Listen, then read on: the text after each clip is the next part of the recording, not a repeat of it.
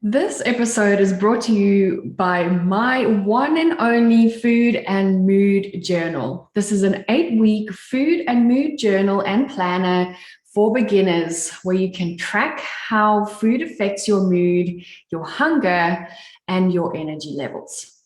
Are you sick and tired of promising yourself to stop binge eating? Do you feel out of control with food and you just don't know why you overeat? You might have intense cravings leading to self-sabotage. My food and mood journal is the perfect tool to help you tune into your signals that your body sends you. And by tracking what you eat and drink will help you give insight on how food affects your moods. This is an 8-week kickstart to mindful eating to help you identify the triggers that make you want to eat when you're not physically hungry. So this includes a food tracker, a mood and stress tracker, because we know that stress eating can also lead to overeating.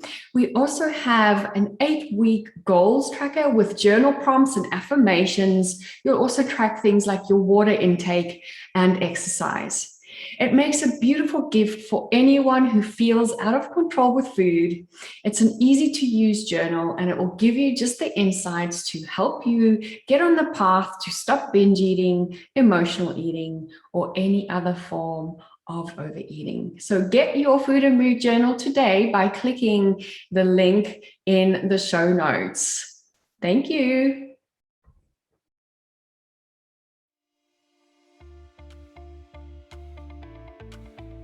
Welcome to Beyond Overeating by Wholesome Lifestyle Project, the Overeating podcast, where I'll be showing up weekly to share with you what I've learned during my binge eating recovery, helpful tools such as yoga, mindfulness, and energy medicine. My name is Stell, and my purpose is to inform and educate so that you can fast track your recovery in healing your relationship with food and finally trust yourself around the peanut butter jar. Join me as I share top tips, my struggles and triumphs to help inspire or just entertain. Remember, there is nothing wrong with you if you can't stop overeating. That's why I'm here to guide you along. Welcome back to the Beyond Overeating podcast by Wholesome Lifestyle Project. My name is Stell Coombe-Heath, binge and emotional eating recovery specialist. I am on a mission to help 1 million women end the obsession with food and release the shame and guilt they have with their bodies. And today I have a really special guest, Mathew Norton, who will be chatting with us about emotions and how we can approach them a little bit better, which is something most of my clients and most of my listeners struggle with. They find that they tend to lean to food when things get a bit emotional. So welcome, Mathew. Thank you. I've been looking forward to our conversation today. So lovely having you here. Mathew and I have been planning this for quite a while, so we're excited to delve into this topic today. We will be talking about how to expand your emotional skills for greater freedom, success, and joy, which I think all of us need nowadays, because we feel like, emotions, we don't have time for emotions, or it's not the place to have emotions. So I'm excited to get going in and uncovering all these amazing things that you'll be sharing with us today. Thank you. So just a quick little intro about Mathew. He has been a business owner since the 1980s and an expert in human behavior and cognitive science, determining how and why people do what they do. His lifelong passion is providing insights and strategies that set people free to fulfill their purpose, live their best life, and achieve success they're seeking. He's a creator of numerous innovative assessments that provide unique insights into people's key strengths and signature styles, leading to improved self-awareness. And I'm excited to talk about these because I've done one of your assessments and I'm excited to be rolling this out to my clients as well. These assessments also help you interpret interpersonal understanding, communication, and collaboration. Matthew is the founder and owner of People Plus Purpose. And Matthew and his wife live in San Diego, California together. They have 5 children and 5 grandchildren through a very complicated blended family. Indeed. So, Matthew, did you just want to tell us a little bit more about your life, where you come from, your family and hobbies? Let's hear a little bit more about you. Yeah, well, from a career perspective, for 33 years had a practice as a doctor of chiropractic, and loved every minute of patient care. I ended up, I don't even know if I shared this with you, I ended up writing a book called Where Does It Hurt, that looks really at body, mind, emotions, spirit elements as to where that hurt can come from, which I think fits in nicely with some of the work that you're doing as well. But it was the writing of that book that began to turn the story a little bit for me. And I continued in practice for years after that, but I also started speaking and doing media opportunities to share some of the messages of the miraculous things that I'd seen occurring in people. And ultimately, through no intention of my own, conscious intention of my own, I ended up having people starting to say they wanted to find out how they could do some of the things I was doing. And that was the beginning of coaching, training that I'm doing now. I was always just serving the public. I never was trying to see if I could help better equip other business owners and leaders to be able to succeed in the human part of their business, but that's where it's ended up. And when I look back on why I care about some of what I'm doing, I grew up really from very early on in a broken home. And as a result of that, I was not connected. As you mentioned, my business is People Plus Purpose. I had nobody with wisdom giving clarity about purpose.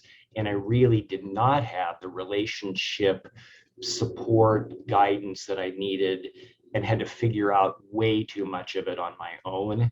So that, I think, has driven me to want to, you mentioned about helping set people free to accomplish, to be fulfilled to their purpose. And that's really what I'm been about for a long time. And the biggest thing that triggered that, I think, with greater clarity, was when I had been married the first time for less than 3 years. I had just adopted, just a little window into that complicated blended family for a second. I had adopted my first wife's twin 5-year-old daughters. And then within a matter of weeks, she had a heart attack and died. So unexpectedly, here I am with twin 5-year-olds, and the reason I have them is now gone. And as part of that healing, I made a commitment that if I could have a life that felt like it was worth living again, that I would dedicate the rest of my life to helping other people find and experience that as well. So that's really why this many years later, I'm here with you still. Oh, amazing. And I just love the work that you do, and your story is just so powerful. You've really transformed, some of your hardships into some amazing work, and you're just so giving in even just in some of our conversations, just so much of an amazing heart. So I'm so happy that you're here sharing with us today. And so how did this all start, kind of evolve into a self-awareness assessment? That started from a mentor of mine back in the late 90s. I think it was 97 that first exposed me to assessments. And it was really from a business perspective to kind of aid hiring, insights, who are the best people to hire. And that is part of what I use assessments for to this day. But it was over time that I realized that those same assessments that guided many different elements in the business world also applied equally well to the things that we can better understand about ourselves for any part of our lives, but also for our personal relationships too. So I've used these assessments to help guide marriage coaching.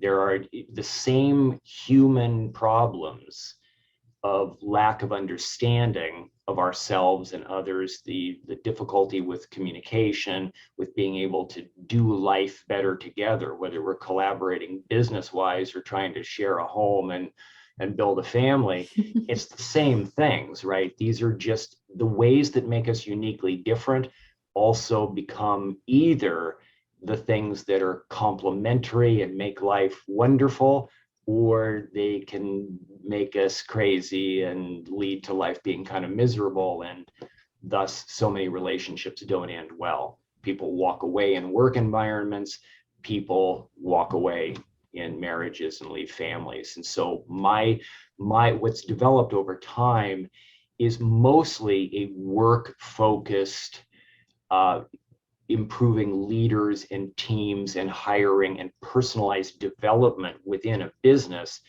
But I have a strong passion for the personal applications as well. And you touched on a really good point there. The way we do one thing is how we do everything. And when our relationships might be off in a certain way, you might see that relationship in your food or your relationship with your body also, or maybe your relationship with your spirituality might be off as well. So self-awareness is really so important. And I think, like the assessments that you provide and the work that you do give people that,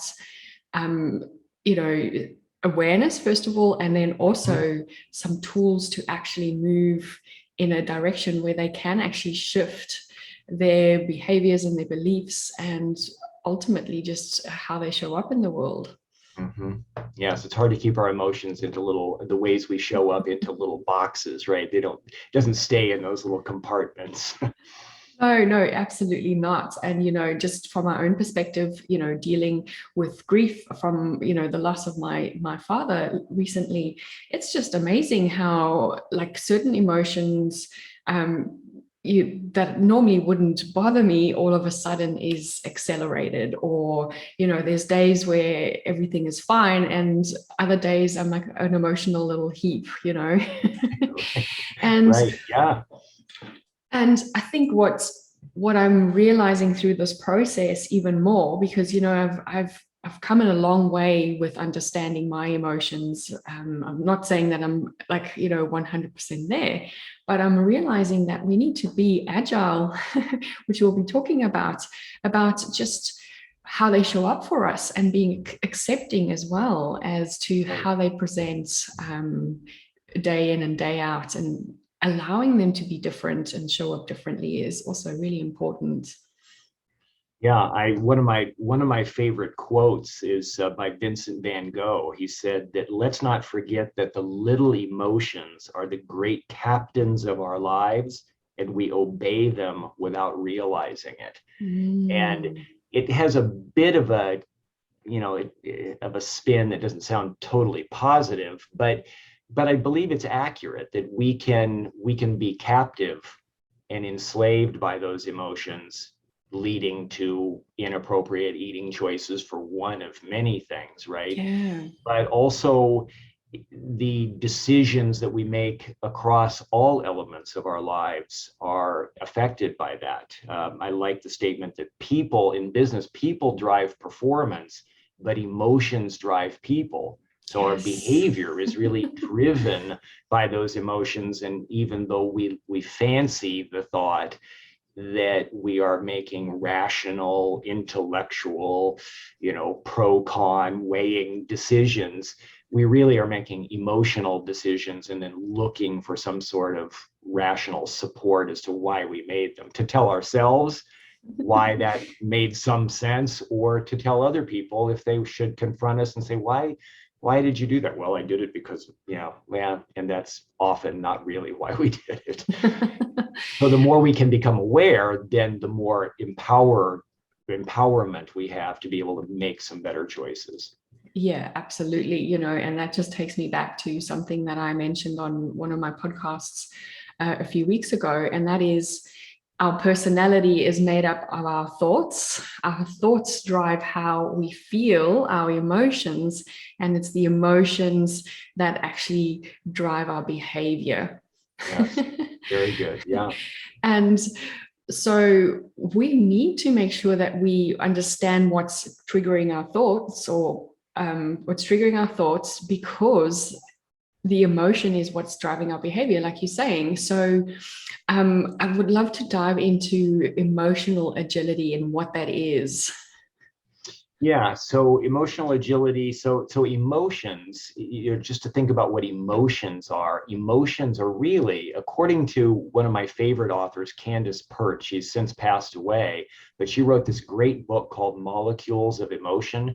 It was very influential kind of in my work and my development. And it's that book is a bit, it could be a little geeky, sciency, but because she's a woman writing it, I think she does a better job than a lot of men would with the topic material in making it's more story driven, and you can feel her in it as she's writing and the way she captures this. But she talks about, this was written a number of years ago, but she talks about our emotions are actually this flow of neurochemical messenger molecules through our bodies that are connecting mind to body. So this whole body mind network that is more understood now than it was when that book was written. She was really onto something. She was actually the discoverer of the endorphin opiate receptors. And so before they knew that there were opiates within the body naturally occurring, she discovered the receptor for them that these molecules bind onto. But she described emotions as being this flow, like it's a musical cascade, this flow of neurochemical information that's connecting our thoughts to our bodies and back the other way again, right? So emotions, then emotional agility would be the ability to tune into the music that's being played. Like, what is the music that's being played within us? What's the tone of it? And can we note that? And then to be agile, not only in the awareness, but in our ability to guide and manage that within ourselves. And then how can we influence how that goes across to noticing that in other people, and then helping other people from an emotional perspective with intention, right? Making that something that's intentional. So emotional agility is really the awareness and kind of effective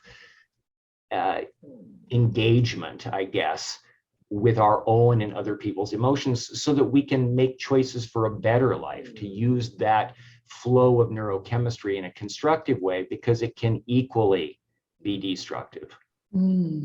Yeah, absolutely. And, that was my sciencey answer, trying to have it be life applied.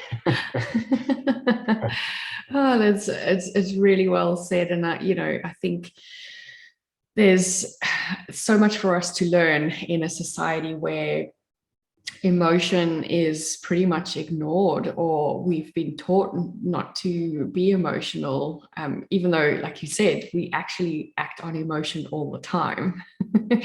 It's just the expression of emotion that's sometimes asked not to show, or to hide.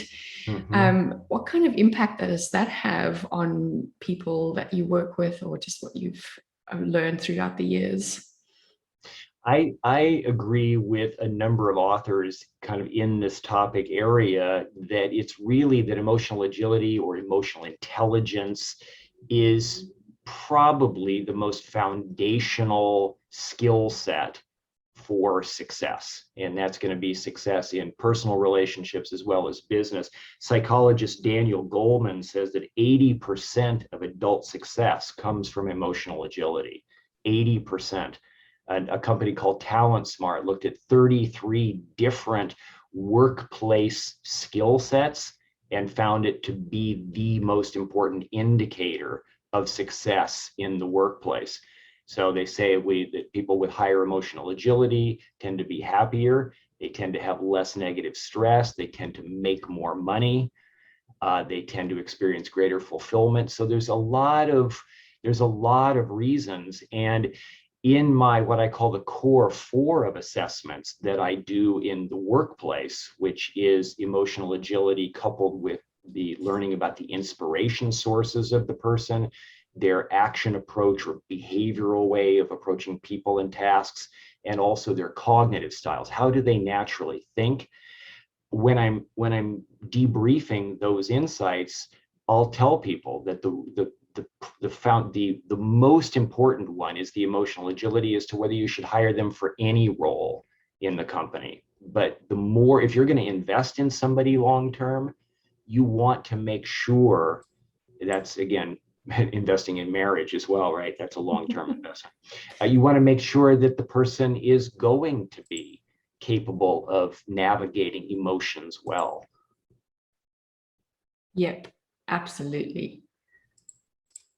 And that makes so much sense. And, you know, I think from a hiring perspective, from that makes sense for companies to actually look at those kind of things, because, you know, people tend to burn out, or they tend to, you know, handle things in different ways. So I think that would be extremely helpful. So would you say that experiencing emotions is important for us?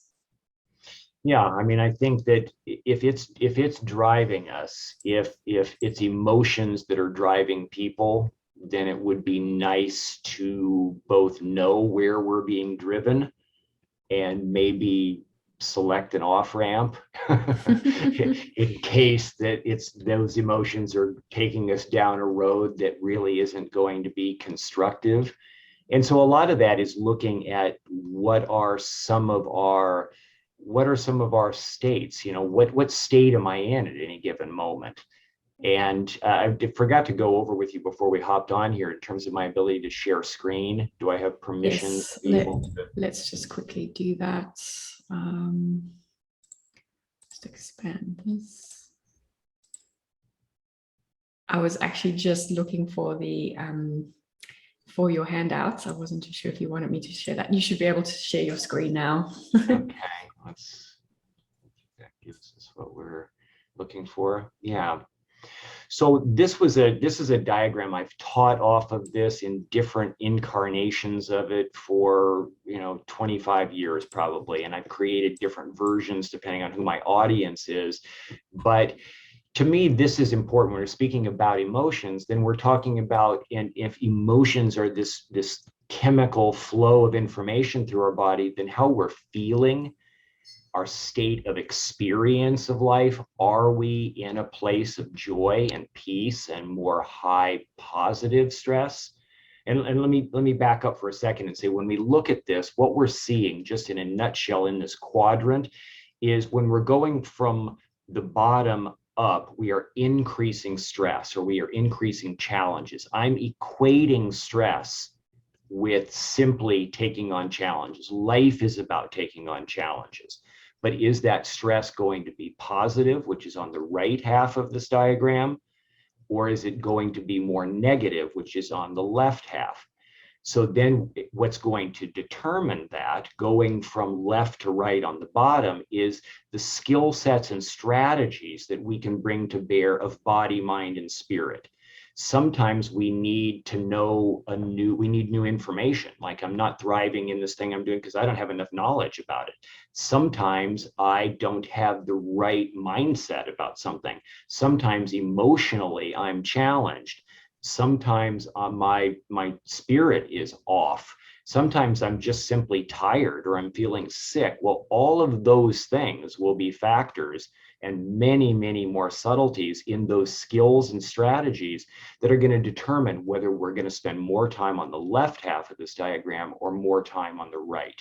So ideally, in a business environment and really through the bulk of our day, we want to be operating in that upper right of high positive stress where we're going to work, we're taking on challenges, we come home and we're with kids or we're with friends, we're with, we are going to have the challenge of interfacing with other people, right? We have these interpersonal things that we don't know where that's going to take us. We don't know what's going to come up in conversations. When we go out to eat, we don't know, well, what service are we going to get, or do we even get to go out to eat, depending on the time and the place. But so we want to be spending as much time as possible there. So that's a positive stress state, high stress, but it's where we experience success and joy. We fulfill our purpose there. We need to intersperse that with unstringing the bow and being able to relax. We have the skills and strategies, right? But we are reducing the challenges for recovery, right? We're rebalancing, then we're ready to hit the world again and take on the challenges again of another day. What happens is that we end up, because we are lacking some skills or strategies with body, mind, and spirit, when we face certain challenges, then we end up with overwhelm or kind of perceiving things through more of a negative tone that takes us to high negative stress. We don't go down to low negative. We tend to go from high positive to high negative. We start to feel turbulence in our system. We start to feel anxiety or frustration or worry about something. And then the challenge is, if we don't know how to get back to flow, we don't know what it was that was distressing us, we don't have the skills of body, mind, and spirit, over time, it gets harder to get back to the right, and we end up reducing the challenges, and we end up more in this depressed, low negative stress state where we start to get more passive and paralyzed and feel more apathetic, right? So when you think even about eating, right, when you look at this diagram and picture where is positive, constructive, helpful eating, and where are we eating from a place, and this is part of our conversation early on, right, when you and I were meeting and chatting about this, is where are people tending to get caught when they are not making the best choices for themselves about how they eat, how they approach eating. And I think most people would say that those decisions are coming as a way to try to manage their state over here, or to try to get it to go back to the right. Does that fit for you when you hear me say that? Or what would you add to that? I think also the high anxiety, the worry and frustration is often the reason why people start using food as avoidance. And it becomes, like you say, if you don't, I absolutely agree, if we keep in that pattern, eventually you go into that paralysis, the passivity, it becomes a habit. Most of my clients, feel that they are addicted, that their brains switch off when it comes to food. And that just is an indication of using food has no longer become a choice. It's now just an automatic response to previous emotional I call them emotional wounds, but emotional triggers, like the top high anxiety, negative stresses you've got on here. Yes, and the research shows that the brain really does rewire around so that the more time we spend on the left, especially in the lower left, that when stresses come, we start to automatically perceive them through the lens of negativity and kind of more of a victim place, right? I don't know, I'm probably not going to be able to succeed or thrive in this. I'm probably not going to be able to get back to a good place, which leads to a lot of choices that are not helpful, right? Because if I can't even get there, then why bother anyway? If I can't be successful in breaking this habit pattern I don't like, then why not just give into it more? Oh, I don't trust myself. Okay, I don't trust myself. Yeah. And that's actually one of the things I worked with my clients this morning, is building up trust that you can actually do this. And I think that's one of the reasons why most of us don't seek for help, whether you know, in an eating disorder or, you know, um, other addictive patterns, or, you know, not that eating disorders are addictive patterns, but, you know, like other patterns, you really, it's because you feel like you won't be able to, you know, stop, or you don't trust yourself that you will be able to make those changes. And, you know, we have a lot of thoughts and a lot of emotions that support that belief. And that's often why we keep ourselves in these low depressed states like you're talking about here.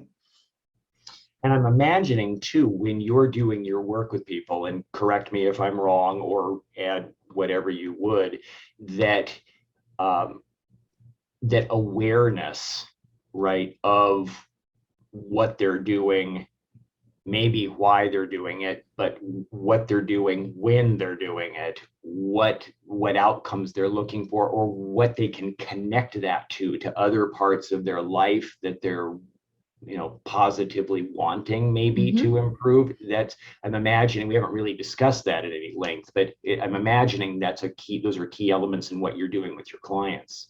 Yes, absolutely. Like, you know, we've mentioned the thoughts. So we start with like understanding the thought processes around food. How do they think about food? A lot of my clients are anxious. They fear food actually because of the fact that they can't trust themselves and they feel they'll just go back into these patterns. So we bring awareness to that, but we also bring awareness to the fact that you can do things. So, which is also important. I think, you know, we often just want to focus on more the behavior, but we also need to focus on the vision sometimes. Yes. And have, because that's one thing that will actually lead you into some recovery and rebalancing, is shifting that belief that I can actually do this. This is possible for me. Oh, that's perfect. That's perfect. I love that. And I think that's a good segue point to just hop over to the one other uh, slide or image that I wanted to be able to show here, which is from the report of our full emotional agility assessment. We're going to certainly invite everybody who's watching to be able to take a free 3-minute short version of this assessment. It doesn't give a full report like this with different categories described and kind of pointing you the specific areas that you need to improve, because there's not enough information in there, but it gives you a feel for what that would be. And then you could decide if you wanted to go further with this. But just to connect these first three on the left, so starting, we were talking about self-awareness, right? So self-awareness and impact speaks to being able to tune into what you're feeling, what's going on with you at the time. And that's kind of where I connected over to the states of experience to say, at any given moment, and I encourage people to print out, and I can, you know, you've got a copy of this, right? Yes. So this is something you can share. I encourage people who really want to improve in these areas to print this diagram out and to have check-in points where they can see, well, where am I right now? And is that where I want to be? You know, am I relaxing when I should actually be in more of a flow state? Or am I in anxiety? And if that's not being constructive right now, what can I do? So it starts with being able to say, what is my state? How self-aware can I be? Can I kick that up if that's low? And this is an actual person, but turn this into a demo. This is a doctor that I've been working with. This was his first taking of this. And also the impact piece means, what's the impact on the people around me? So not only am I aware of my state, but if I'm in anxiety, what are other people getting from that? What am I bringing to them in the process? The second one, and these first three moving from left to right are within the person, and the last two are interpersonal. So intrapersonal, and the last two are interpersonal. The second one is, once I am aware of my state, what do I do about it? How good am I at learning from it, right? So if you were aware of something from an eating perspective, just to try to keep it in some of the context of what you do, then what can I choose differently once I'm aware of that? What are my options for choice? How could I modify my state? But it's not always just trying to change the state. Like in a lot of work environments, I've got these emotions going on. Well, it's not constructive for my performance nor the people around me. If I'm now angry about something, I need to manage that effectively, right? Get myself back to flow so I can produce and take care of clients or customers and whatever that is, and serve them well, right? But also, it's not just a matter of shifting that always. It's a matter of self-management. Is, can I also sit with that and learn from it in terms of what are the triggers and what can we do different? What are my options for what we can do differently? But the other thing, I want to say one more thing, and then again, get your input on this, is you mentioned about vision. You mentioned about grabbing a hold of what matters to a person, right? As part of their having a breakthrough. So that's kind of what this interesting one is that sits in the middle, inspired engagement. What am I doing? What am I contributing? Because I'm inspired to contribute. I'm engaging because something matters on the inside of me. I have a deeper purpose that matters. Therefore, maybe I don't want to continue to choose to eat this way because that's not going to support this inspired engagement I have. And a lot of times what I find with people is that, and what the research supports behind this, is that instead of having this inspired engagement from within, people haven't tapped into that, and they're doing a lot of what they're doing because of a carrot or stick outside. They're doing it because there's going to be a consequence. I have to show up because I'm going to get in trouble, or I'm not going to get money, or people aren't going to like me, or that's not inspired engagement from the inside. That's an externally derived reason for doing things. Not horrible, just not empowering. Right. So I think that's what it made me think of when you said we're working with them to clarify a vision of something better that they want. Right. So that's where I think if people took this assessment and saw if they answer, and I always encourage people, be rigorously honest with yourself. Don't try to make it look good to somebody else. Be honest so that you can see where you need help. And if you're going to work with somebody to coach you then to improve, you have a reasonably accurate starting place. And when that shows up weaker, then that's one of the areas I'll work with, is trying to help them tune into what is that deeper driving purpose that would give them a reason for changing these other things to the left. Yeah. Yeah. And, from my experience, usually that external driver that you were talking about is based on a physical appearance. So most people, when they start working with me, they want these things because they want certain goals on the scale or fit into certain clothes. And as we move through the process, they realize that those things are not really what matters. It's about how they feel and how they, there's a difference between feeling empowered when it comes to just walking past a pastry aisle versus feeling enslaved and like a complete victim and powerless, and how that's kind of their minds actually shift. Like it's amazing. Probably like 3-4 weeks in, they're like, well, my physical goals are no longer as important to me, but what I want to start seeing is a better relationship with myself. Yes. I want to see and feel confident within me, regardless of what I look like on the outside. Yes.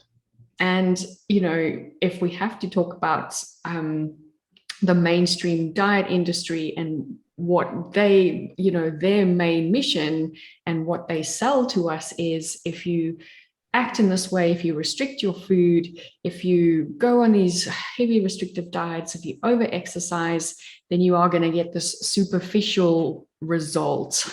You are going to look good in your bikini. And I'm putting that in very risky terms here, because they know that it's not going to last. They know that you'll be back on their diet book or back on their detox a few months later, because it wasn't sustainable. The reasons for the change was on that behavioral level instead of the habitual level.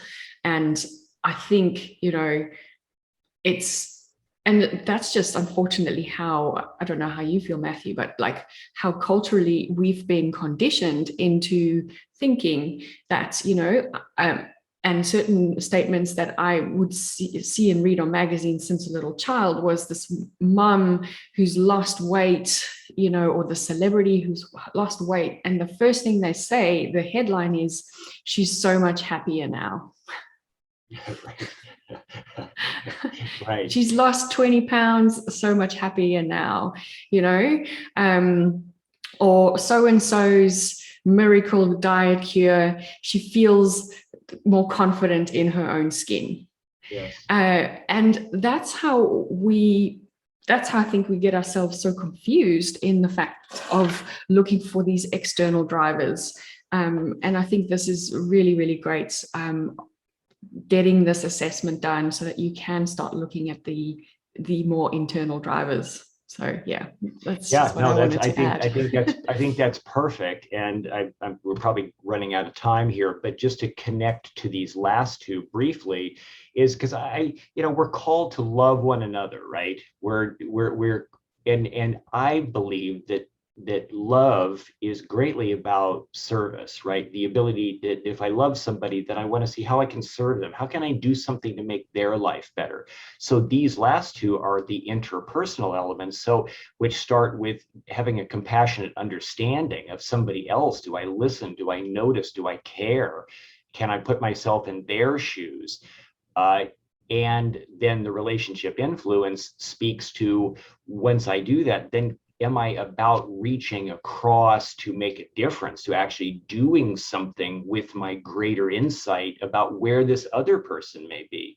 So my point in saying that is that even though some of these changes that we're talking about for greater health, for tapping even into a deeper purpose, that while those may be within the person, that provides the strength of foundation to be able to reach out and serve other people and sustain it, right?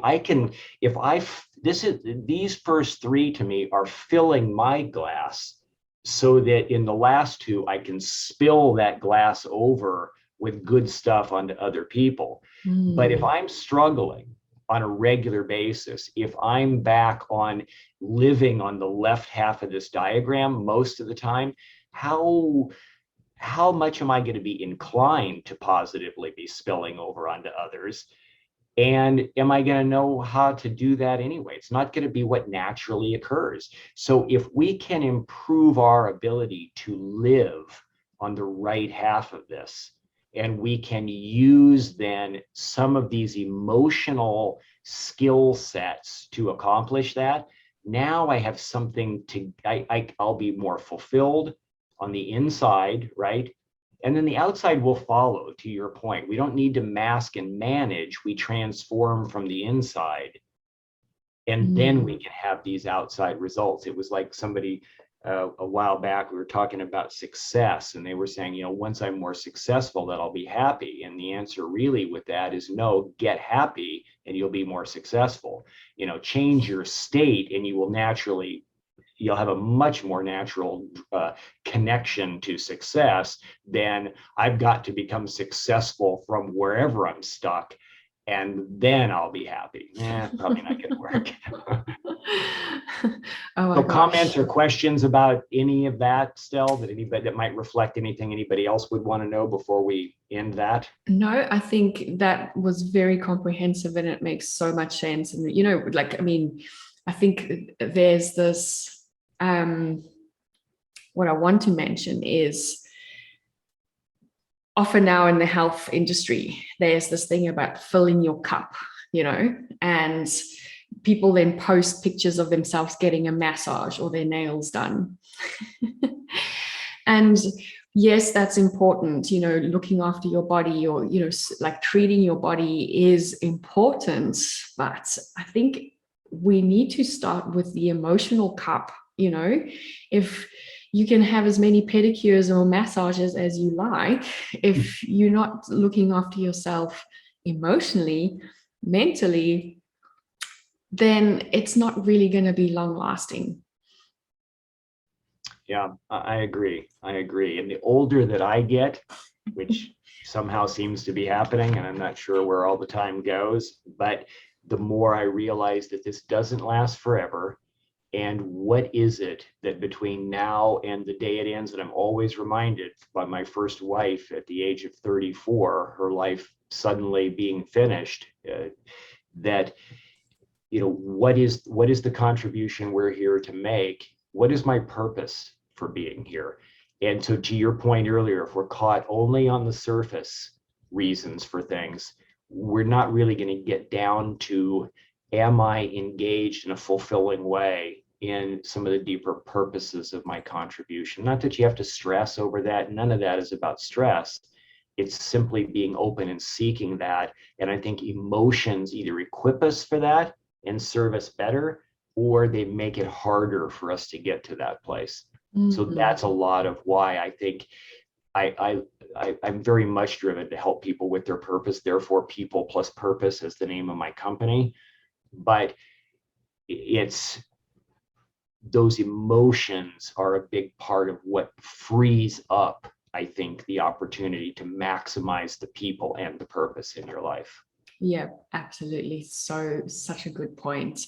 Well, Matthew, I know I had like a bunch of questions, but I'm also just sensitive that you probably have something else on. So thank you so much for joining us today. I know you mentioned that you have a few things for us. For those listening to this podcast episode, please hop on to wholesomelifestyleproject.com and check out the episode, search for the episode title, which will be Expanding Your Emotional Skills for Greater Freedom, Success, and Joy.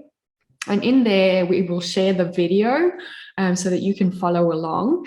And I will also share Matthew's diagrams in the actual post itself in the show notes. But Matthew, you mentioned that you had an assessment that people can take to kind of just see where they're at so that they can start making empowered choices about their emotional agility.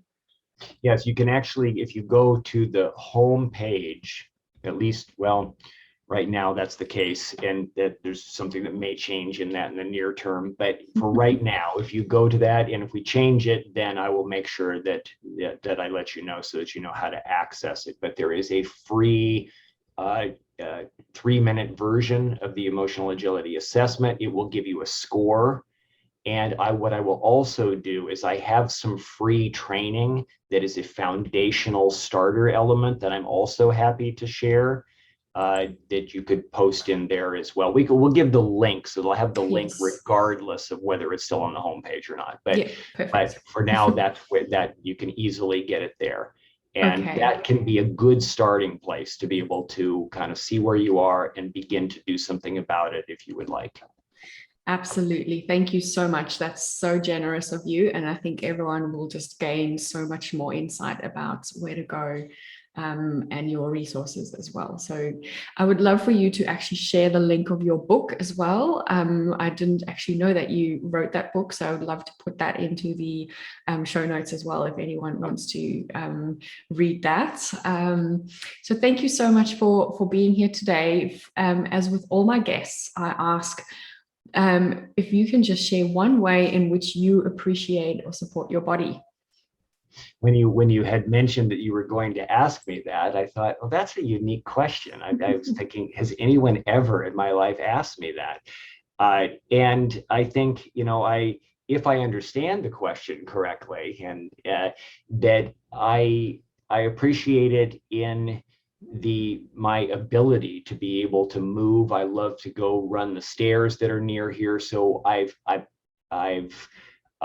spent my whole adult life trying to care for myself through exercise, through nutrition, as well as all the things we're talking about today, so that this physical body can serve me well, so I can enjoy life with my wife. And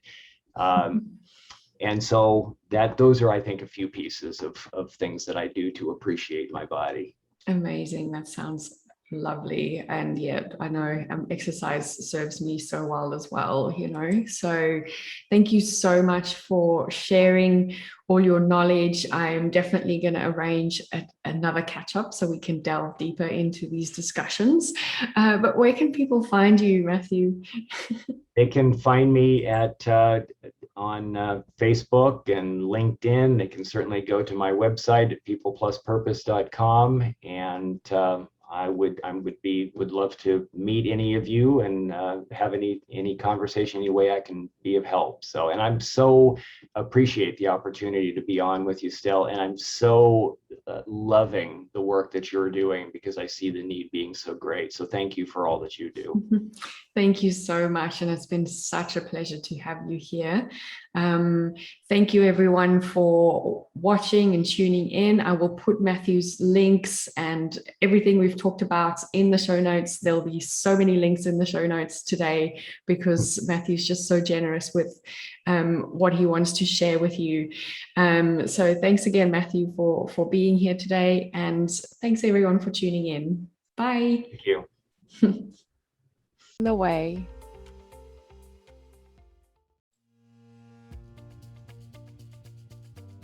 Thank you so much for joining me today, and don't forget to share this with all your friends. You can do this by adding this to your Instagram story and tagging me at Wholesome Lifestyle Project, or by simply telling them about it. If you could rate and review on whatever platform you are listening, this will go a long way in helping me get this podcast out there, so that I can share my message and help as many women out there struggling with food issues as I can. Don't forget, you can follow me on Instagram on Wholesome Lifestyle Project, or connect with me on LinkedIn. My name's Coombe-Heath, and that's where you'll find me on LinkedIn. I'll talk to you soon. Bye.